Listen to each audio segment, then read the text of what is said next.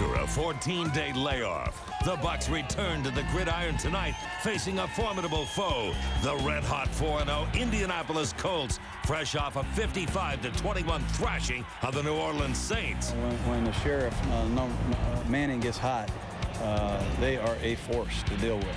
Adding to the drama of this primetime showdown, the return of Tony Dungy, the man whose indelible impression remains on the heart and soul of this team. He's carried himself in a way that, I like to carry myself as a human being. Coming up on this special Monday night edition of the Bucs Bonus Pregame Show, J.P. Peterson analyzes tonight's matchup with the coach, Doug Graber, who shows us how the Bucs defense plans to neutralize the high-flying Colts offense. Dan Lucas reveals the lasting impressions Tony Dungy has had on the Super Bowl champions and how tonight might be the most emotional game of the year for several key Bucs. Dave Reynolds shows us how Bucs wide receiver Keenan McCardle is helping save lives in the Bay Area. Ian Beckles and Booger McFarland return to the trenches, teaching us the different pass rushing techniques the Bucs will use tonight to slow down the hottest offense in the NFL. And Deborah Shrills and Brian Fasulo go in search of the ultimate tailgating experience. Now, live from Raymond James Stadium, here's your host, J.P. Peterson. All right, welcome to our Bucs Bonus Pregame Show. We got Monday Night Football. The 4-0 Colts are here. The Super Bowl champs are here, of course, and Tony Dungy's return. Great storylines for this game. We're in the club level right now, and some fans are starting to straggle in. Everybody getting ready for tonight's big game, 9:06 kickoff. Of course, the Bucs, certainly, they know everybody's watching this evening. They want to send a message to the rest of the league that loss to the Carolina Panthers was indeed a fluke, and the Colts are trying to show everybody that their 4-0 record is not a fluke. All right, coming up over the next hour, we're going to be all Bucs all the time. My man Dave Reynolds is down on the field. He's going to have Monte Kiffen, the Bucs defensive coordinator, live.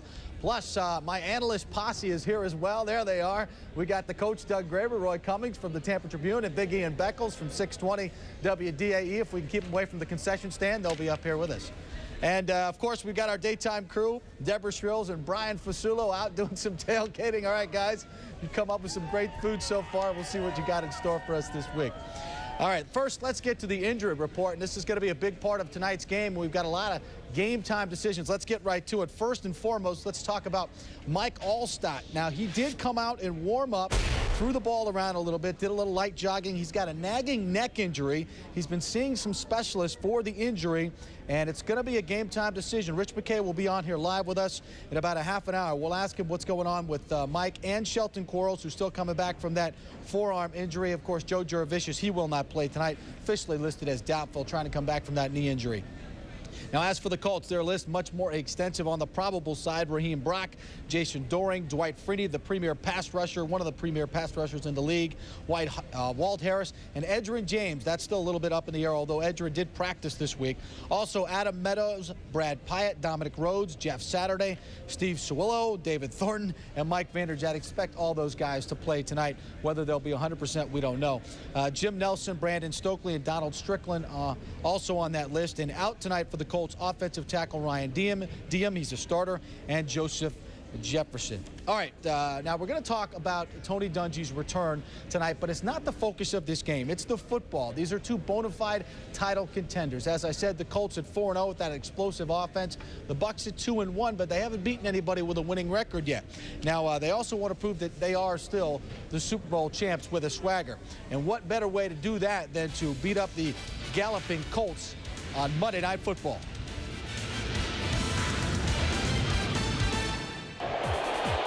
It's the kind of challenge that really stokes the fire of this burning hot Bucs defense. A great quarterback and all-pro weapons like Marvin Harrison and Edgerrin James. But the Bucs have devoured some pretty fair quarterbacks the last few games, dating back to last year. Jeff Garcia. How about Donovan McNabb? Twice. And Rich Gannon. And now they take aim at the sheriff, Peyton Manning. Manning is ranked second in the AFC in passing and had a statistically perfect 158 rating against the Saints. 20 of 25, 314 yards, and 6 touchdowns. But the Saints defense was injury depleted and not that very good to begin with. The key will be the Bucs' ability to put pressure on Manning without blitzing. So they've been keeping defenders off of them, even picking apart. Defense is doing really well. So, I mean, they got things going in their play-action scheme. But we'll see how it all pans out. The key to the Colts offense is balance. Edgerrin James is questionable with a back injury, but they put up 55 points last week without him running the football. Once the running game gets going, Manning kills you with this wonderful ball faking in play action. The Bucs will have to be disciplined. Well, he shows you the ball, you know, and most quarterbacks don't do that. He put the ball out there for you to see and takes it away at the last second, so you don't know if he gave it to him or not. The thing we have to do as secondary guys is play our pass responsibility. You know, stay back, let our front guys play the run, and hopefully we'll be in position when he throws that ball up there for us to get. Offensively, the Bucs have rolled up a lot of yards this year, ranked 8th in the NFL. But the Colts defense is allowing just 10 points a game.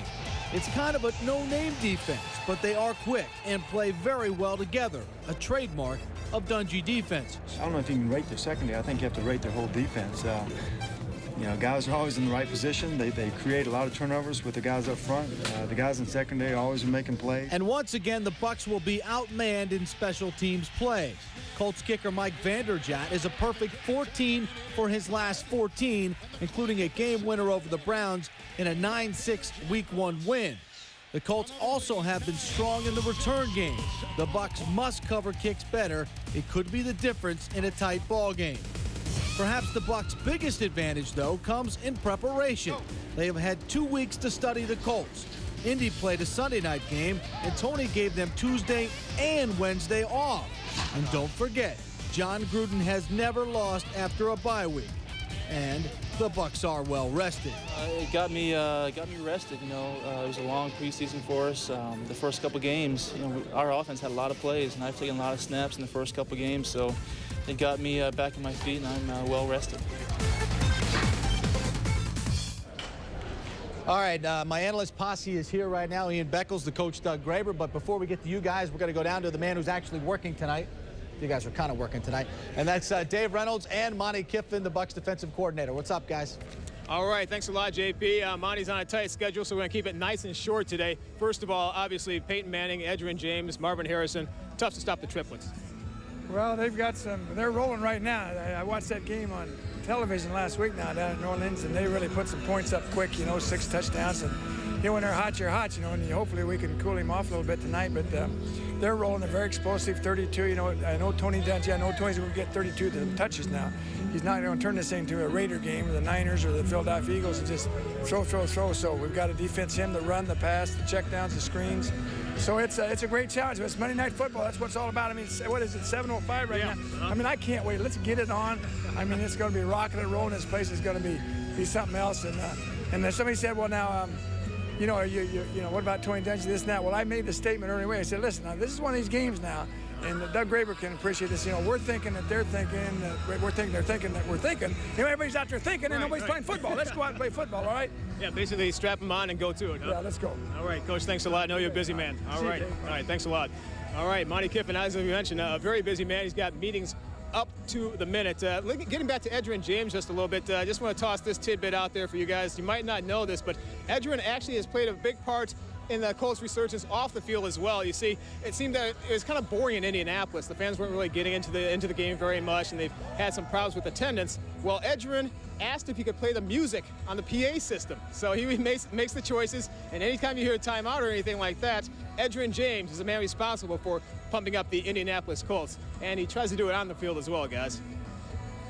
And we'll see if he's going to play tonight. He's the DJ in the Dome. I did not know that. Thank you, Dave Reynolds. All right, now back to the analyst posse here, Ian Beckles and the coach, Doug Graber. Now, guys, first of all, Ian, since you're the bigger guy, I want to get your keys to tonight's game.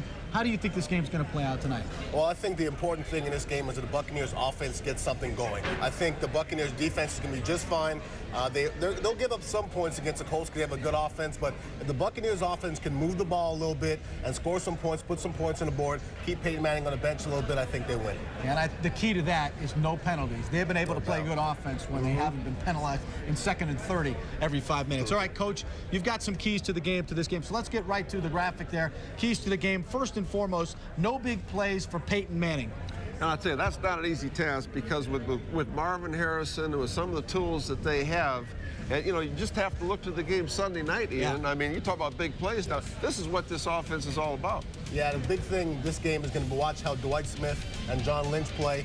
If you take a couple false steps and Marvin Harrison catches a slant, he's going to take it to the house, so it's going to be a big deal how the safeties play today. All right, safeties are a key. All right, let's go to the next one. Beat the Colts zone blitz, Coach. Tell us about that. Well, the Colts in many ways are a mirror image of the Bucs defensive, certainly, and the zone blitz is a big, big part of that. And the Colts have had a lot of success with it early this season. We're really going to break it down later, but you're an offensive lineman. You know how that can cause problems. Well, it's not so much beat it is don't let them get you. You see how Monte Kiffen does, brings a corner every once in a while, and the quarterback can always compensate for that corner coming on his blind side, and that's when you see big plays, quarterbacks fumbling and whatnot. All right, and your third key, Coach, and Ian touched on this, control the football, nickel and dime them to death. What do you mean by that? Well, I think really one of the strengths of Brad Johnson is his ability to look off, make the 3- and 5-step throws. And I think that that's real important against as much zone as they play. If he can look them off and hit the tight, I think Dilger has to step up big tonight for them. And I think you're going to see the ball go to the backs some tonight as well. But nickel and dime them, control the ball, keep it away from their offense. And if they don't have penalties, Brad's been very good at that. Absolutely. It's all about moving the chains. If you move the chains, it keeps Peyton Manning on the bench. You don't have to score every time, but just make sure you don't have too many 3-and-outs because you want to keep that guy on the bench, definitely. All right, Coach, now you went into the lab again this week to get out the coach's tape and the telestrator, and you want to take a little bit closer look at that zone blitz. Well, we really do because it's a very effective part of what the Colts do, and of course the Bucs do it as well. So let's take a look at it right now. Okay, now here's Indianapolis's version of the zone blitz. You're going to see the weak safety right here. He's going to drop down in the box.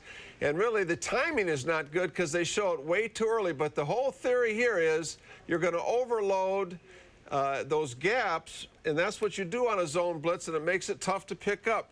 New Orleans does a good job of picking it up here. The key thing right here now, these both corners, anytime you blitz, whether it's man or zone, the corners are going to be more aggressive than normal. But this is what I call squatting. This is way too aggressive by both corners, and I think the Bucs, Brad Johnson has to throw the ball down the field against that zone blitz. The key will be if they can protect it or not, and let's take a look at that right now. Here you're looking at the same play from the end zone, and again, here's the overload right here on the zone blitz coming. The key is if you're going to turn your protection, New Orleans is in good shape here because they're in play action. That's the safest protection you can be in against a zone blitz. They do a great job of picking it up, but Brooks can't make a decision. Do a great job of picking it up with the center and guard right here. He's got all day long, but he can't make a decision. And the corner squats right here, and that's why there's no play. I really think that Brad Johnson has to go down the field against their zone blitzes. That's good stuff, Coach. All right, now I want to get a pick from you. What do you think? I'll tell you, history tells me when you challenge this defense, these guys are going to step up. They have a challenge tonight.